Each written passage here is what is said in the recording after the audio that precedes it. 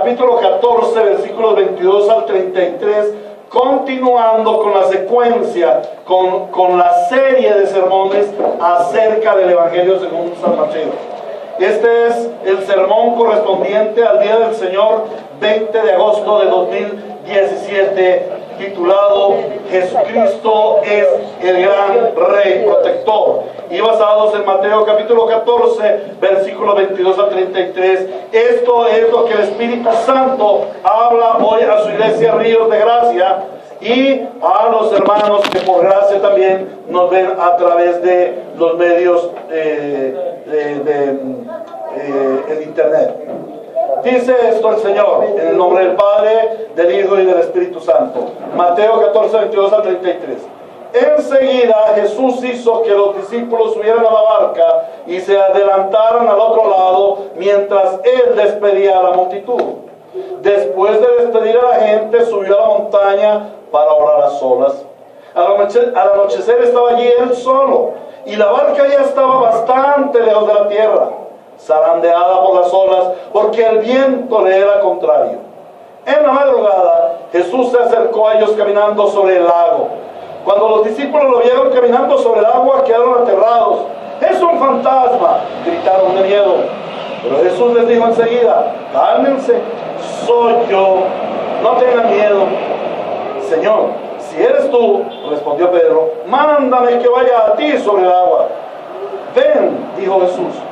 Pedro bajó de la barca y caminó sobre el agua en dirección a Jesús. Pero al sentir el viento fuerte, tuvo miedo y comenzó a hundirse. Entonces gritó: Señor, sálvame. Enseguida Jesús le tendió la mano y sujetándolo lo reprendió: hombre de poca fe, ¿por qué dudaste? Cuando subieron en la barca se calmó el viento, y los que estaban en la barca lo adoraron diciendo: verdaderamente tú eres el Hijo de Dios. Palabra de Dios. Amado Señor y nuestro buen Redentor, qué gran privilegio nos das el poder reunirnos en este día a escuchar tu preciosa, tu dulce, pero también tu poderosa voz, que como espada de dos filos penetra a lo más profundo de nuestro corazón y discierne los pensamientos y las intenciones de nuestro corazón. Amado Señor, te suplicamos que hoy tu palabra corra y sea glorificada en esta santa congregación. Te suplicamos, Señor, que tú abras nuestra mente, nuestro entendimiento, nuestros oídos, nuestro corazón, pero que también por tu Espíritu Santo hagas en nosotros la obra de ser obedientes a esta tu palabra. Te suplicamos, Señor, que los santos sean muy edificados con tu palabra.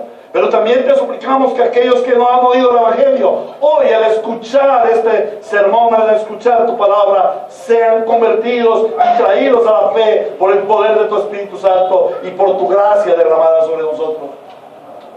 De parte de este tu siervo, Señor, oro, derrama gracia sobreabundante, porque soy indocto, aún imperfecto, pero por el poder de tu Espíritu Santo, cuando me llamaste y me preparaste, Señor, ahora debo ser siervo fiel para predicar correctamente tu palabra. Guárdame, Señor, guárdame de decir lo que no está escrito en tu palabra, de interpretar erróneamente tu palabra, porque de esta forma desviaría tu rebaño, y eso no es lo que tú deseas. Señor Dios, que en todo te demos la gloria, que yo te dé la gloria al predicar, que los hermanos te den la gloria al escuchar, y que aquellas personas que hoy escuchan el Evangelio te glorifiquen, viniendo, corriendo a tus pies. Te bendecimos y te adoramos en Cristo Jesús. Amén y amén. Podemos sentarnos. El sermón de hoy se ha titulado, el Señor ha dado titularlo, Jesús, nuestro gran Rey Protector. Generalmente el texto que hemos leído ha sido estudiado, ha sido meditado, enfocándose en el gran milagro del Señor Jesús de caminar sobre las aguas. Se dice que a través de los tiempos los hombres han pensado en un Dios que camine sobre las aguas.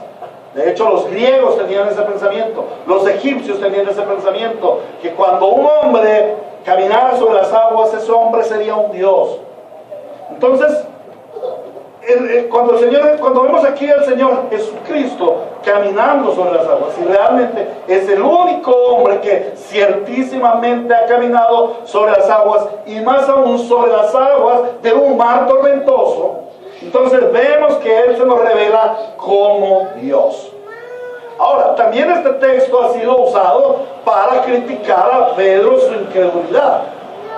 Pero en realidad este texto es mucho, pero mucho más profundo que las mismas aguas de aquel mar de Galilea.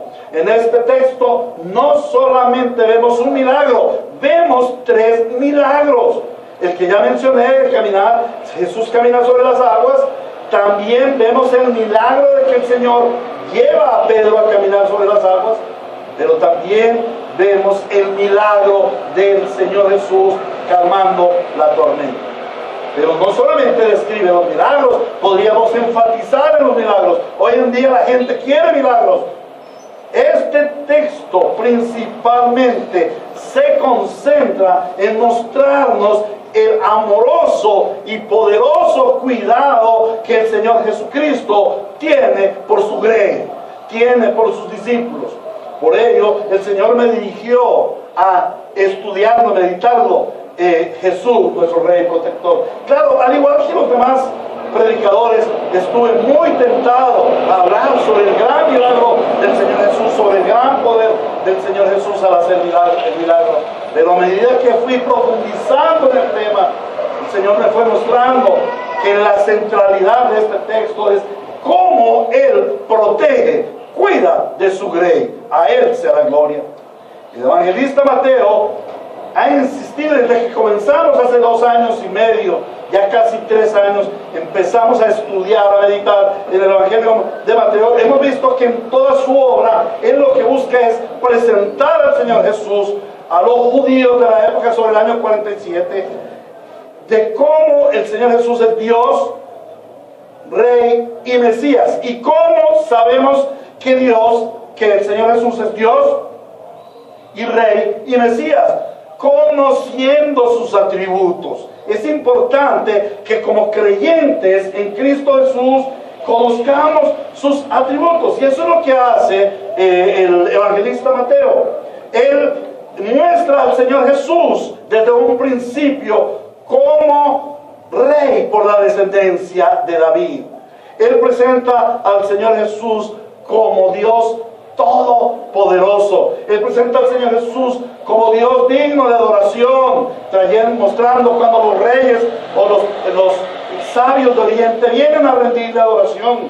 Él muestra a través de todo el tiempo cómo el Señor Jesús es Dios sanador, cómo el Señor Jesús es Dios de paz, cómo el Señor Jesús es Dios clemente y misericordioso, lento para la ira y grande en misericordia, cómo el Señor Jesús es sanador. Ahora, la vez pasada estuvimos hablando del Señor Jesús como proveedor. ¿Recuerdan el sermón sobre la provisión del Señor Jesús al dar panes y peces a más de 10,000 personas? Y aparte de eso sobraron 12 canastas. Fue un evento muy lindo del tiempo del Señor en la tierra. Pero ahora el Señor Jesús en este pasaje, el evangelista Mateo nos presenta en este pasaje el Señor Jesús como el gran protector de su pueblo. Conozcamos pues 5 características que nos enseña el pasaje acerca del Señor Jesús como nuestro gran protector. Él es protector mediante la santificación. El primer aspecto que veremos es que Él es protector mediante la santificación. En segundo lugar, vemos que Él es protector mediante la intercesión. En tercer lugar, veremos que Él es protector mediante su presencia. En cuarto lugar, veremos que Él es protector mediante la fe. Y en quinto lugar, veremos que Él es protector mediante su poder. Algunos de ustedes dirán: wow, si el pastor es de sermón alargado cuando nos trae 3 puntos, ¿cómo será hoy con 5 puntos? Bueno, pues atornillémonos a las sillas y recibamos la gracia de nuestro Señor al enseñarnos cómo Él es Dios protector en nuestro favor. Miremos cómo el Señor el versículo, el texto nos muestra que Él es protector mediante la santificación. Versículo 22 dice: enseguida el Señor Jesús hizo que los discípulos subieran a la barca y se adelantaran al otro lado mientras Él despedía a la multitud. Era ya un poco tarde, quizás las 8 o 9 de la noche. El texto en la versión Reina y Valera nos habla de las vigilias de la noche, La noche se dividía en 4 vigilias, cada una de 3 horas, la primera de 6 a 9, la segunda de 9 a 12, la tercera de 12 a 3 y la cuarta de 3 a 6. Entonces estaban sobre la primera vigilia de la noche, había acabado el milagro, ya habían todos comido, y el Señor Jesús despide a sus discípulos, les dice: váyanse al otro lado, súbanse a la barca y retornen a Capernaum, de donde habían salido en la mañana. Se nos pueden sugerir varias razones por las que el Señor hizo esto. La primera que vemos es que Él, tras la jornada que habían tenido en el día, las emociones que había vivido aquel día especial, el milagro que había sucedido, aquellos discípulos ya estaban cansados. Además de eso, venían de una travesía, como lo hablamos la vez pasada, de ir a predicar el Evangelio. Entonces ellos estaban ya muy posiblemente cansados. De hecho, ese día había sido determinado por el Señor para que ellos descansaran, pero la multitud vino y ellos tuvieron realmente que trabajar. Entonces el Señor Jesús nuevamente se preocupa por ellos y los protege en su integridad física para que se vayan a su casa y descansen. Por otra parte, podemos ver que el Señor Jesús los despide antes que a la multitud. Muy seguramente aquella gente, imaginémonos por un momento esta idea: el Señor Jesús está delante de una multitud, hace grandes milagros, no solamente da el pan y los peces, sino que también los sana a los enfermos, libera a los endemoniados, limpia a los leprosos. El Señor hace la obra maravillosa. Entonces, ¿quién se quiere ir de ahí? Esa es la pregunta. ¿Quién se querrá ir de ahí? Ese era un lugar perfecto. Ojalá ellos se pudieran quedar el resto de sus vidas allí, porque eso era un paraíso. Qué rico comer sin trabajar, qué rico ser sanado, qué rico también quizás escuchar los sermones del Señor. Pero entonces el Señor Jesús tenía también que despacharlos. Y si los discípulos se quedaban, pues muy posiblemente ellos tenían que decirles: bueno, ya es hora de que se vayan, devuélvanse a sus casas. Y esto era algo incómodo, sería algo incómodo para los discípulos. Sería algo trabajoso y hasta frustrante, porque la gente le diría: ¿y tú quién eres? ¿Por qué el maestro no nos echa y tú sí nos echas? Entonces el Señor nos quiere guardar, nos quiere proteger de esa situación. Pero esta no es la razón más importante. Debemos ver que la más importante razón del Señor para darles esta orden la encontramos en el pasaje paralelo que también lo estudiamos la vez pasada, Juan 6. Juan capítulo 6, versículo 15. Le ruego que vayamos allá. Juan capítulo 6, versículo 15. Juan 6, 15. Dice el Señor: pero Jesús, dándose cuenta de que querían llevárselo a la fuerza y declararlo rey, pero Jesús, dándose cuenta de que querían llevárselo a la fuerza y declararlo rey, se retiró de nuevo a la montaña él solo. El Señor nos muestra que aquellas multitudes frenéticas por los milagros del Señor, por la obra de Él, por el amor también, no podemos olvidar su amor. Recordamos cómo los fariseos pisoteaban a las ovejas del rebaño del Señor, al pueblo de Israel, y el Señor les amaba, el Señor les sanaba, el Señor les consolaba. Entonces ellos dijeron: ¿quién mejor rey que este? ¡Hagámoslo rey! Y se lo quisieron llevarlo a la fuerza y nombrarlo como rey. Ahora, imaginémonos por un momento qué sucedería en medio del dominio romano. Es que el dominio romano era un gran poder, era la nación gobernante en toda la tierra conocida hasta este momento.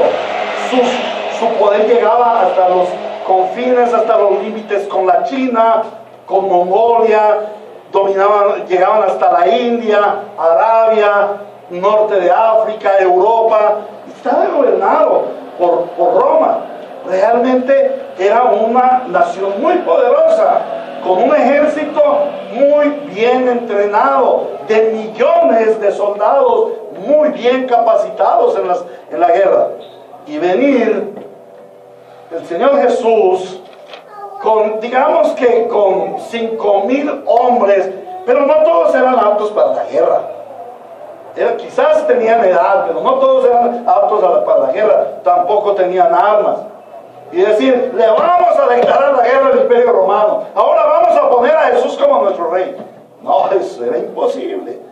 ¿Qué sucedería? Se produciría una gran hecatombe, una gran revuelta. Y habría muchos muertos. Además de eso, ese no era el plan divino. El plan divino no era establecer un reino terrenal y pasajero. El plan divino era traer el reino espiritual, el reino celestial, el reino eterno a la vida de cada una de las personas que le impactaba con su poder, con sus milagros. Es por ello que el Señor Jesús separa a sus discípulos de aquel pueblo frenético. Les aparta de una decisión que en ese momento era emocional y se convertiría en pecaminosa. Los discípulos podían haberse involucrado en una revuelta a la que no habían sido llamados. Se habrían podido dirigir hacia una acción política terrenal y se habrían opuesto frontalmente, terriblemente, contra el plan divino de la redención por medio del sacrificio de nuestro Señor Jesucristo en la cruz. Y el Señor Jesús no quería eso para ellos. Por eso los protegió santificándolos. La palabra santificar significa separarlos, apartarlos. El Señor los protegió de una terrible tentación. Y esto nos enseña que un siervo del Señor debe santificarse.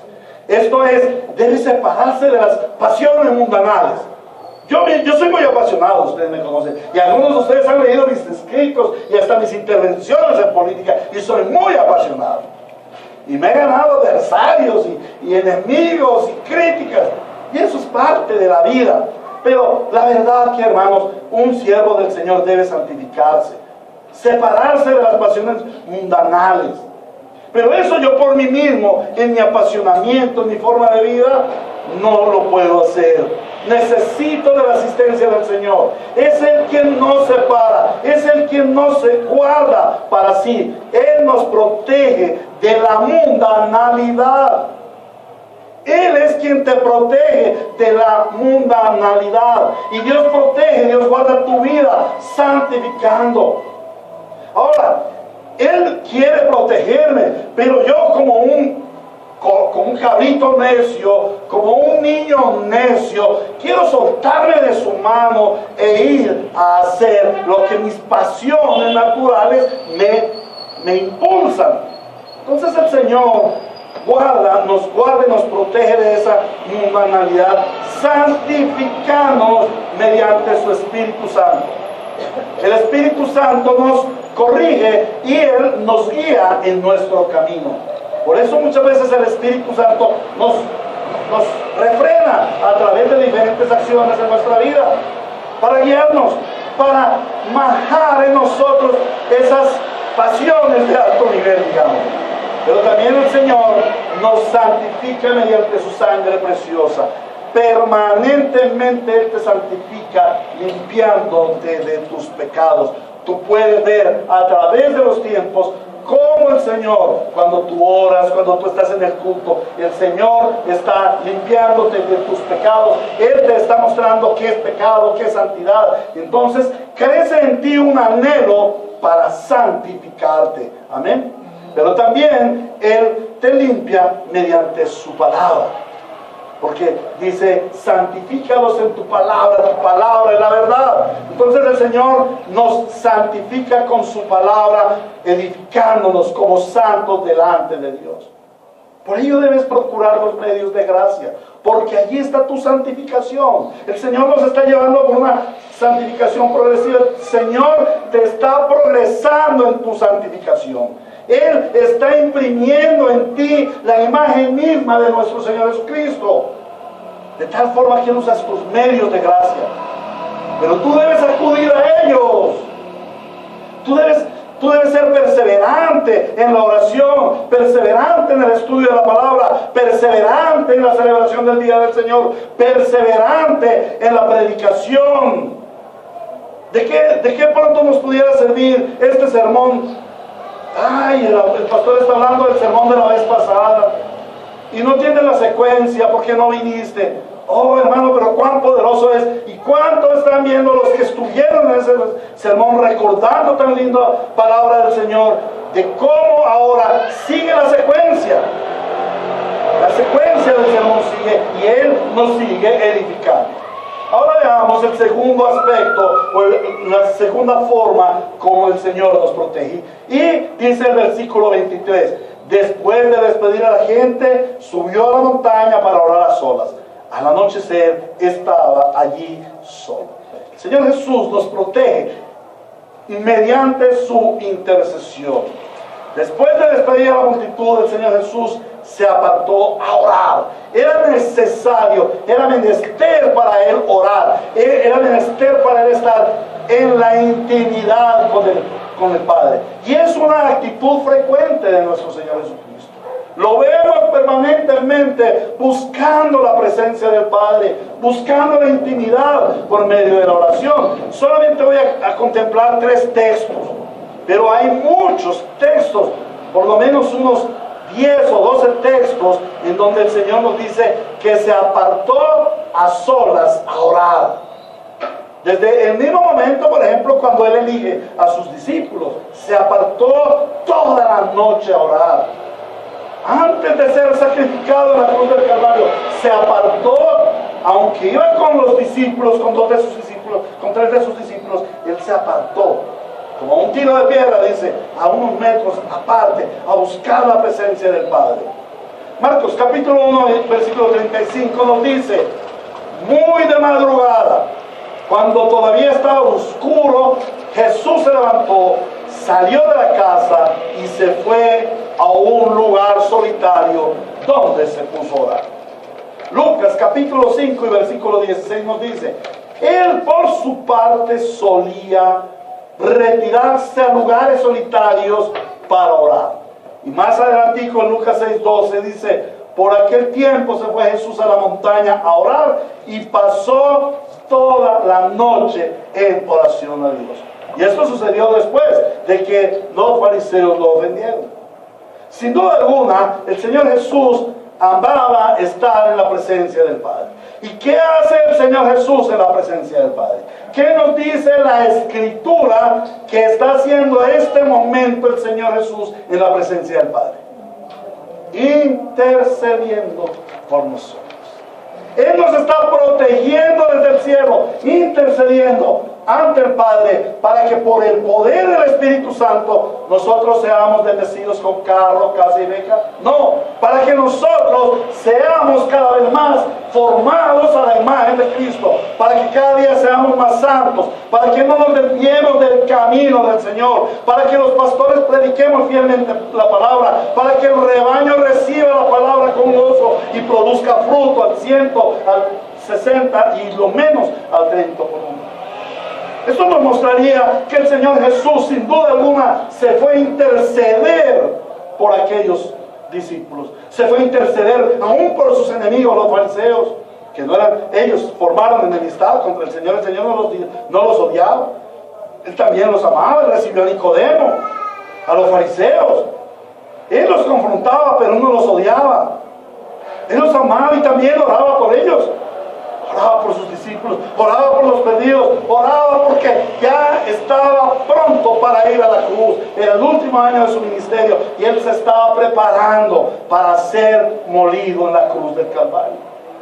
El Señor Jesús intercede por sus discípulos muy especialmente, porque Él les conoce en sus debilidades, en sus dudas. Él sabe que los discípulos están expuestos a tentaciones. Él sabe que sus discípulos pecaron.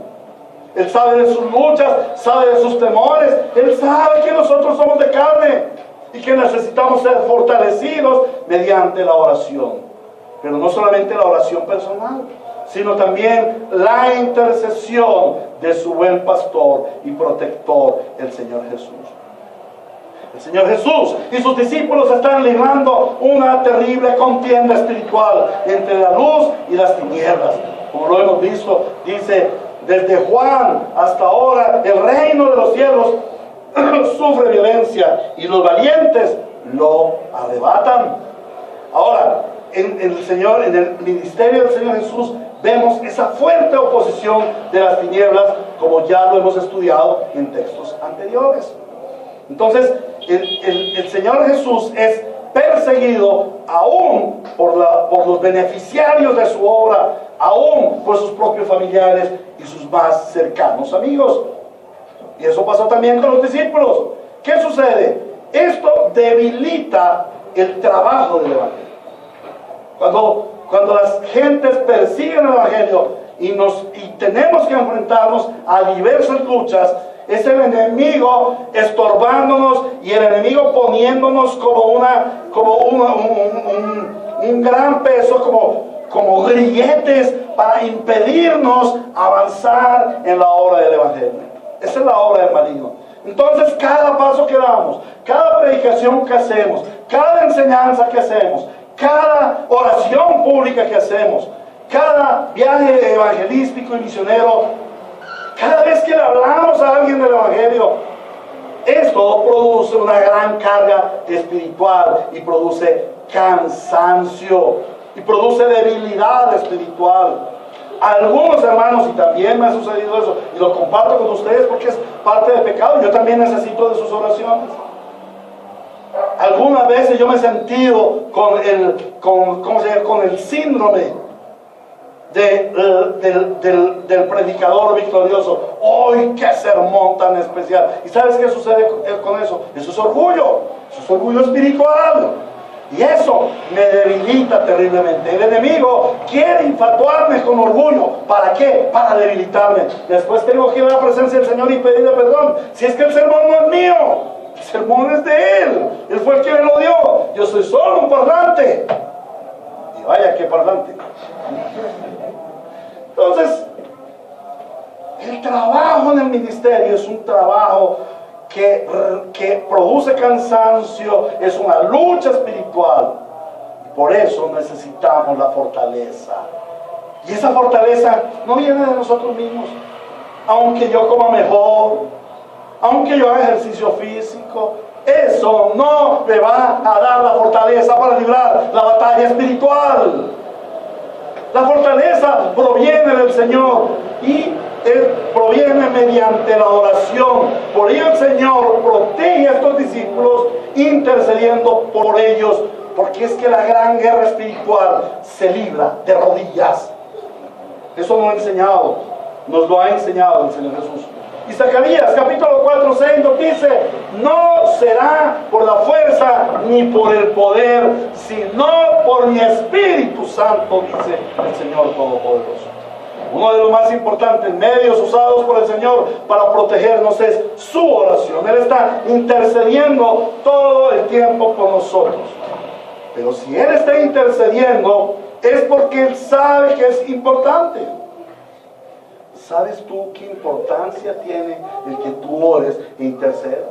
¿Cuán importante es ello para tu protección? Nosotros, en nuestra debilidad, debemos acudir en oración e intercesión permanentemente para ser protegidos por el Señor. Nuestra insignia oración que el hermano Salomón nos dirigió, la oración del Padre Nuestro, dice: no nos dejes caer en la tentación, mas líbranos del mal, líbranos del maligno. ¿Cómo nos protege el Señor del maligno? ¿Cómo nos protege el Señor de la tentación? A través de la oración.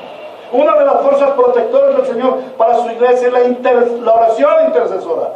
Y hermanos, os exhorto, porque la oración intercesora se ha menguado en la iglesia. Es lindo ver el culto hoy lleno, pero por favor, vengan un martes, hermanos, 8 o 10 personas. Ayer las hermanas se reunieron en su reunión, hermanas, 10 hermanas ahí reunidas. Wow, cuando es tan lindo estar las hermanas juntas, orando, intercediendo, fortaleciéndose en el Señor. Hoy el Señor nos exhorta a orar más, a clamar más. Ustedes no saben cuánto este siervo necesita de sus oraciones, porque a pesar de que ustedes me ven así, gordito y gritón, soy un hombre débil. También estoy expuesto a caer en pecados, en la tentación. Y mis oraciones muchas veces son insuficientes, o generalmente son insuficientes. Por eso clamo a ustedes, hermanos, intercedan por su pastor. Cuando el Señor nos dé pluralidad pastoral, intercedan por sus pastores. Amén. Ahora la pregunta es, ¿cómo está tu vida de oración?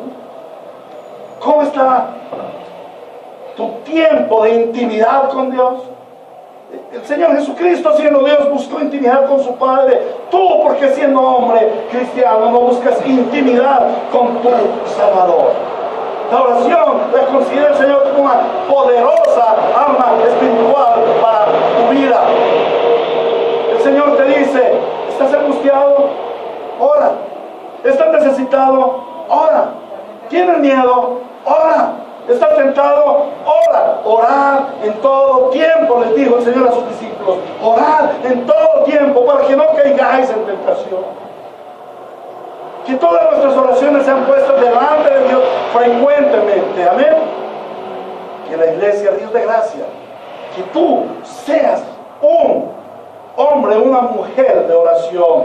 Empecemos a practicar la oración y verás cómo el Señor desata su poder protector sobre ti.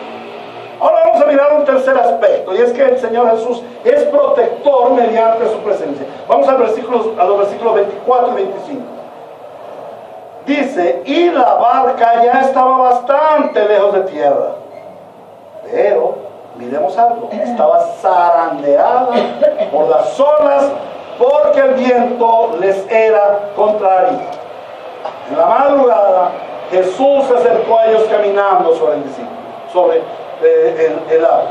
Los discípulos navegaban en la noche oscura en medio del mar de Galilea. Vayamos allá y transportémonos a esa situación. Están en el mar de Galilea, están en medio de una noche oscura, tormentosa.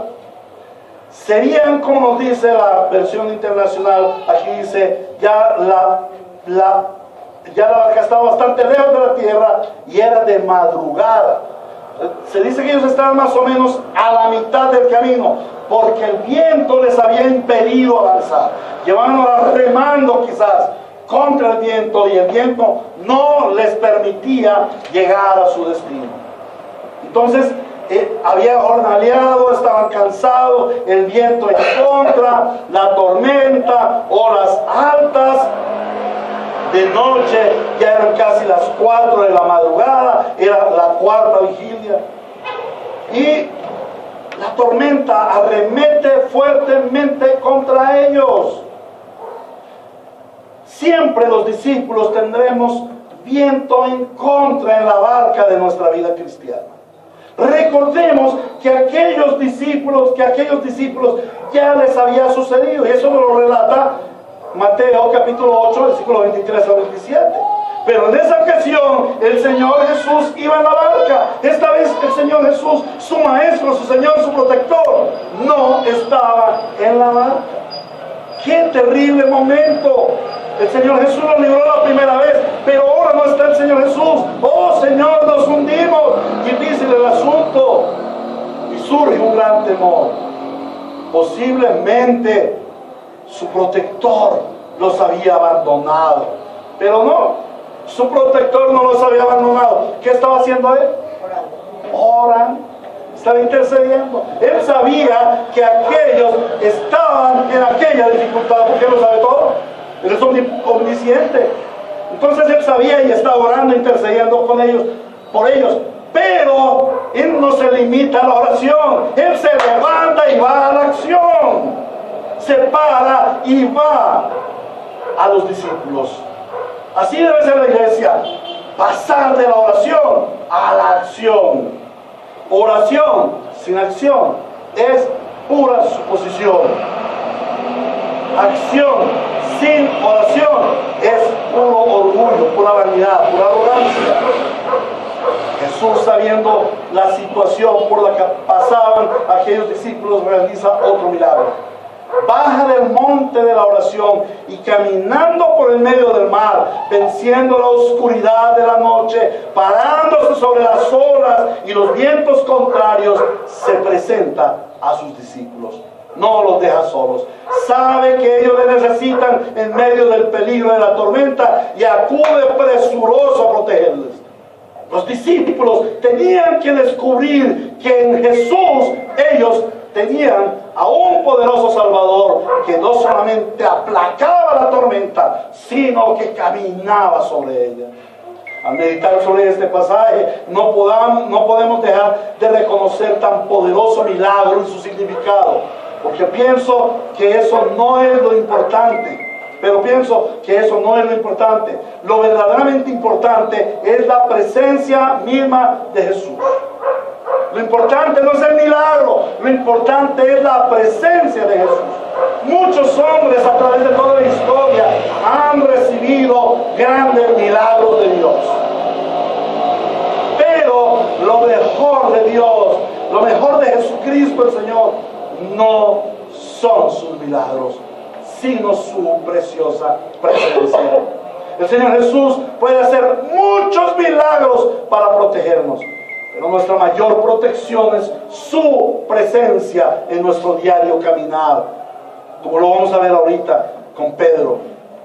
El Señor Jesús no solamente calmó la tormenta, sino que caminó sobre ella, se paró sobre las aguas de la adversidad. Él pudo haber dicho: cálmese, tormenta, y haber ido caminando como por entre un tapete. Pudo haber dicho: ábrase mar, y él se va caminando. Así había sucedido cerca de 1500 años antes. Pero él se paró sobre la tormenta, enfrentó a la tormenta y caminó sobre la tormenta. Y eso nos enseña que debemos caminar en las tormentas. Siempre habrá freno en nuestra vida por tormentas y vientos adversos. Casi todos en este momento estamos pasando por una tormenta, por un viento adverso, pero el Señor te dice: camina sobre la tormenta, porque yo ya caminé sobre la tormenta. No es simplemente que Él caminó sobre el agua, Él caminó sobre la tormenta, Él enfrentó los vientos, Él enfrentó el mar picado, las olas salpicantes. Amado, tu mayor deseo no puede ser el recibir un milagro de Cristo. Muchas personas acuden a Cristo por un milagro. Quizás Él te dé el milagro, pero eso no es lo importante. Yo acudí a Cristo también por un milagro. Necesitaba un milagro, necesitaba mi vida transformada. Y Cristo hizo el milagro, transformó mi vida, pero hizo algo más grandioso. Me trajo su presencia, y hace 25 años que no la ha quitado de mí. Aleluya. Amén. Es más importante su presencia que cualquier milagro. No importa que Cristo no tenga milagro. Ve por su presencia, clama por su presencia. Lo más importante de tu vida como cristiano es su presencia. A Él la gloria. Amén. Ahora miremos el cuarto aspecto. El Señor Jesús es protector mediante la fe. Versículos 26 y 27. Cuando los discípulos vieron caminando sobre el agua, quedaron aterrados. ¡Es un fantasma!, gritaron de miedo. Pero Jesús les dijo enseguida: cálmense, yo soy, no tengan miedo. En medio de la oscuridad de la madrugada, fatigados con la jornada, en medio de una gran tormenta, y de repente se aparece una figura de un hombre caminando sobre las aguas. Pongámonos en el sitio de aquellos pescadores. ¿Qué vieron? ¿Un fantasma? No es para menos, hermanos. Un fantasma, claro. Ahora sí estamos perdidos. La noche oscura, el mar picado, los vientos adversos, y se aparece un fantasma. Debe ser la muerte ya, que viene por nosotros. ¡Ay, pobrecitos de nosotros! Pero el Señor también conoce sus corazones. Y Él les dice: no teman, yo soy. No teman, yo soy. No se angustien. Ahora, ¿qué significa ese yo soy? El yo soy no es un simple saludo. Hola muchachos, no se preocupen, no se asusten, yo estoy aquí con ustedes. Ese yo soy no es simplemente, mira, yo soy Jesucristo, he venido sobre las... No, ese saludo, esa frase, yo sé esa palabra, yo soy, en el hebreo es Jehová. En ese momento, Jehová o Yahweh, no podemos discernir cuál fue el vocablo usado por ellos. Por siglos y siglos este vocablo fue guardado celosamente, no se puede conocer. Pero imagínense, el Señor Jesús les dice a ellos, en medio de toda aquella situación, les dice, Jehová o Yahweh. Este nombre en hebreo, Yahweh, es el nombre del Dios Santo, el nombre revelado a Moisés, el nombre innombrable para los judíos. Hoy en día los judíos todavía le llaman el innombrable, que no se puede nombrar. Por este nombre los discípulos ya habían conocido al Señor Jesús. Mira, los enemigos del Señor Jesús se molestaban, se ofendían y querían matar al Señor cada vez que él decía, yo soy. Yo soy. ¿Por qué? Porque ese yo soy les ofendía. Nadie podía nombrar el nombre innombrable. Y Jesús era un atrevido. Este es un atrevido que viene a decir, Jehová o Yahvé, ese nombre no se puede nombrar. Oh, pero él decía frecuentemente, yo soy el buen pastor, yo soy la puerta del rebaño, yo soy el camino, la verdad y la vida. El Señor Jesús permanentemente se identifica ante sus discípulos como el yo soy, como Jehová. Su nombre es Yeshua, que quiere decir Jehová, tu Salvador, Jehová el Mesías.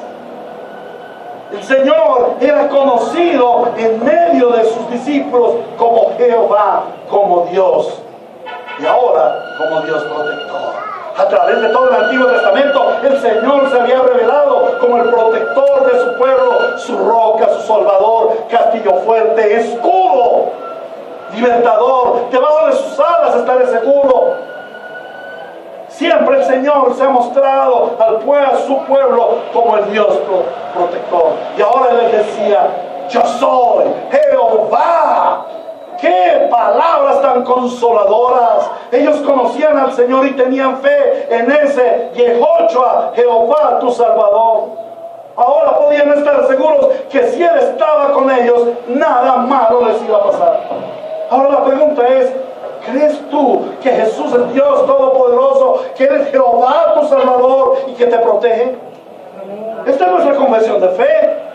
Esto fue lo que confesó Mateo allá lo que confesó Pedro allá en Mateo 16:16. Cuando el Señor Jesús le pregunta, ¿y quién dicen ustedes que soy yo? Y él salta y le dice, tú eres el Cristo, el Hijo del Dios viviente. Esa es tu confesión, porque luego el Señor le dice, esta roca, sobre esta roca, ¿cuál roca? Su confesión. Tú eres el Cristo, el Hijo del Dios viviente. Sobre esta roca edificaré mi iglesia y las puertas del Hades no prevalecerán contra mi iglesia. Las tormentas no podrán terminar con la iglesia.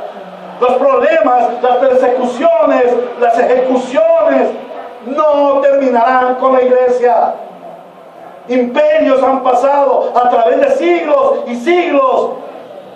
Y la iglesia, la débil iglesia, que no tiene una sola espada, que no tiene un solo mosquete, que no tiene una sola ametralladora, que no tiene una sola bomba atómica, ha prevalecido con las armas espirituales y poderosas en Dios. Amén. Señor, dice el versículo 28 al 31, Señor, si eres tú, respondió Pedro, mándame que vaya a ti sobre el agua. Ven, dijo Jesús. Pedro bajó de la barca y caminó sobre el agua en dirección a Jesús. Pero al sentir el viento fuerte tuvo miedo y comenzó a hundirse. Entonces gritó, Señor, sálvame.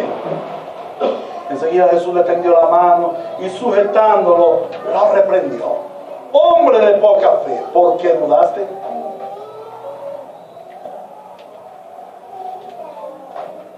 Vemos como el apóstol Pedro se levanta y pide al Señor que lo lleve a él.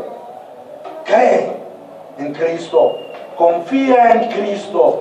¿Por qué? Porque lo ama, porque lo ha conocido. Por eso es que Él quiere estar junto a su Maestro. Claro, podríamos pensar, y algunos comentaristas así lo han dicho, algunos predicadores así lo han dicho, quizás puedan tener la razón, que esta fue una petición jactanciosa, fue una petición para Él lucirse y caminar sobre el agua, o que posiblemente el Señor, que Pedro estaba probando al Señor Jesús. Pero miremos que esta es una petición de fe y de amor. Pedro ama al Señor y él no quiere ver al Señor de lejos en el agua. Él quiere estar con el Señor, junto al Señor, porque lo que ama es su presencia. ¿Cómo quieres ver tú a Cristo? ¿De lejos o de cerca? En cuanto tú más amas al Señor, más cercano quieres estar a Él. Pedro quería no solamente estar con Él, sino ser protegido por Él. Pedro conoce a su Señor y Pedro sabe que es mejor estar con Él que permanecer en la barca. La barca se puede hundir, pero Jesús nunca se hundiría. Entonces, ¿qué es lo más conveniente? ¿Estar en la barca o estar con Jesús? Por eso Él tiene fe y Él tiene amor por su Señor y le pide: Señor, llévame a ti, yo quiero estar contigo. La barca naufragará, pero tú no naufragarás. Es más seguro estar contigo que estar con mis hermanos en la barca. Entonces Jesús le responde a esa fe de Pedro. No lo regaña, le responde y le dice: sí, ven, yo te amo, ven. ¿Recuerdas cuando Pedro pecó y lo negó 3 veces? Y luego el Señor Jesús le vuelve a decir: ven, Pedro, ¿me amas? Sí, yo te amo, Señor, ven y pastorea mis ovejas. Pedro, ¿me amas? Sí, Señor, que sí te amo. Entonces ven y pastorea mis ovejas. Pedro, ¿me amas? Señor, que sí te amo. Entonces ven y pastorea mis ovejas. El Señor Jesús nos muestra que frecuentemente que Él nos ama. ¿Pecó Pedro? Claro, terriblemente. Negó al Señor. Él cometió un pecado tan flagrante, tan gravoso como el de Judas. Pero Pedro amaba a su Señor. Y el Señor le dice: ven, ven. Y así te dice a ti en medio de la tormenta: ven. Pero Señor, he pecado. Señor, he hecho la mano entre tus ojos. Y Él te dice: no importa, ven. Así yo te amo. Y así tú me necesitas. Y yo estoy dispuesto para ti. Entonces Pedro se levanta, sale de la barca y va a abrazar a su Señor. Y él pone sus ojos en el Señor. Pero de pronto siente el aire, la ráfaga de viento, el mar encrespado, y él dice: ¡oh, no! ¿Qué está pasando? Me voy a hundir. Y preciso, se hunde. Él quitó sus ojos de Jesús y los puso en las circunstancias. Pero su fe brota de lo profundo de su corazón. Y nuevamente clama. ¿Cuántas veces tú te has hundido en el embravecido mar? ¿Qué tienes que hacer? Volver a clamar: Señor, sálvame. ¿Y qué hace Jesús? No, tonto. No tienes fe. Húndete. No.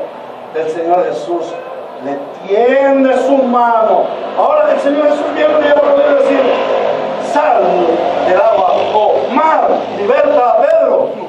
No, Él con su propia mano de amor le extiende su mano y le saca. Aunque sí, después lo reprende por su falta de fe. Y esto nos enseña que no podemos quitar nuestros ojos de Jesús. Por eso el apóstol Pablo dice luego: puestos nuestros ojos en Jesús, el autor y consumador de la fe, en Hebreos. Puestos nuestros ojos en Jesús, el autor y consumador de la fe. No quites tus ojos del Señor Jesús.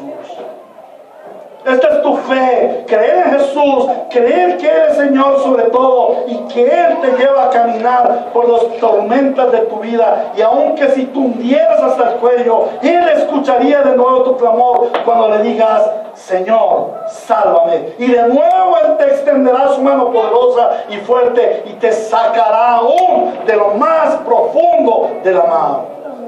Que el Señor te dé una fe inquebrantable. Y que nunca quites tu mirada hacia Él. Que no seas hallado y falto de fe. Y quien no diga, Él no te llega a decir en algún momento: hombre de poca fe. Finalmente vemos cómo el Señor Jesús es protector mediante su poder. Dice: cuando subieron a la barca, se calmó el viento. Finalmente el Señor entra a la barca con Pedro y de repente, también de manera milagrosa, la tormenta se calma. El mensaje es que Jesús es Dios, creador, y tiene pleno gobierno sobre todos los elementos de su creación. No solo tiene poder para caminar sobre la tormenta, sino que también lo tiene para quitarla. Él está en control y da plena protección a los suyos. Ahora, cobijados bajo sus alas protectoras, escondidos en la roca, sus discípulos pueden llegar con Él a buen puerto, como efectivamente así sucedió y lo veremos la semana entrante. Qué gran poder del Señor. Poder en su oración, porque fue contestada. Poder caminar sobre una gran distancia, se dice que fueron como 6 o 7 leguas sobre las aguas, para para hacer que Pedro caminara sobre las aguas, y poder para sacarle aún cuando se hundía, poder para calmar la tormenta y poder para llevar a los suyos a buen puerto. Jesús siempre nos mostrará su gran poder para protegernos. ¿Confías tú en el poder de Cristo? Puedes descansar en Él, sabiendo que aunque fuerte sea la tormenta, Él cuidará de ti y no permitirá que te ahogues. No confíes en tus propias obras, en tus recursos, en tus fuerzas. Tú no eres, como el mundo dice hoy, sé autosuficiente. Tú puedes, sal adelante. No, los cristianos no somos autosuficientes. Los cristianos somos dependientes de Cristo, porque Él es nuestro poderoso Salvador. No seas autosuficiente, depende de Cristo, porque Él es tu poderoso Salvador. ¿A qué conclusión nos lleva este sermón, esta predicación acerca del pasaje? ¡Qué gran consuelo para las almas afligidas en este mundo de miseria y de tormenta! ¡Qué gran consuelo el tener en Jesucristo, el Señor, el Hijo de Dios, a nuestro gran protector! Confiemos en Él y en todo tiempo acudamos a Él en busca de refugio, en busca de aliento y en busca de sus amorosos cuidados, pero sobre todo en busca de su presencia. Amén. A Dios sea la gloria en su iglesia por siempre. Amén. A Cristo sea la gloria en su iglesia por siempre. Amén. Que la iglesia bíblica, Ríos de Gracia, sea una iglesia que reposa en Cristo como nuestro gran Rey protector. ¿A qué aplicaciones hemos de llegar? En primer lugar, este es un llamado a aquellos que aún no han creído al Evangelio. Hoy, Cristo, el gran protector, ha venido a tu vida. No es casualidad que hayas venido hoy aquí y que tú puedas escuchar este sermón. No es casual, porque hoy Él se te revela a ti como el Salvador que te puede proteger en medio de tu tormenta. Tú estás viviendo una tormenta y necesitas de Cristo como tu Salvador y como tu protector. Hoy el Señor te dice: ven a mí. Hoy este predicador te dice: corre a Cristo, solo en Él hallarás salvación y protección. Corre a Cristo y muéstrale tu miserable condición. Humíllate delante de Él, confiesa tus pecados y de Él recibirás perdón de pecado. Confiesa tu insuficiencia y de Él recibirás poder salvador. Corre a Cristo hoy mismo, arrepiéntete y pide por tu salvación, porque su palabra dice: todo el que a Él viene no lo echa afuera. Todo el que golpea su puerta, Él le abrirá. Aleluya. Pero este también es un llamado para ti, amado hermano. Es un llamado para los santos. Si alguna vez te dijeron: ven a Cristo, que cuando vengas a Cristo tus problemas se acaban, te mintieron. El Señor nos hizo una gran promesa. En el mundo tendréis aflicciones. Siempre tendrás tormentas en la barca de tu vida cristiana. No te quejes. No te quejes, siempre tendrás tormentas, siempre habrán vientos contrarios. Yo estoy pasando en este momento por vientos contrarios, pero me gozo en el poder de mi Señor. Tu fe ha de ser que en Cristo hallaste a tu gran Rey y protector que cuida de ti. Él dice: en el mundo tendréis aflicciones, sí, pero también dice lo siguiente: pero no os preocupéis, yo he vencido al mundo. Corre a Cristo, amado hermano, porque ya venció al mundo. Ahora, en tercer lugar, fija tu mirada solo en Él. No desvíes tu mirada a las circunstancias. Pon tu mirada en Él. Ora, intercede, espera en su gran poder, contempla sus maravillas y entonces adórale con suprema adoración, porque Él te ha amado, te guarda, te protege, te sostiene y te provee para que tú le respondas adorándole y dándole la gloria en todo. Amén. Amén. A Él sea la gloria en su iglesia por siempre. Amén. Vamos a cerrar esta enseñanza cantando un hermoso himno.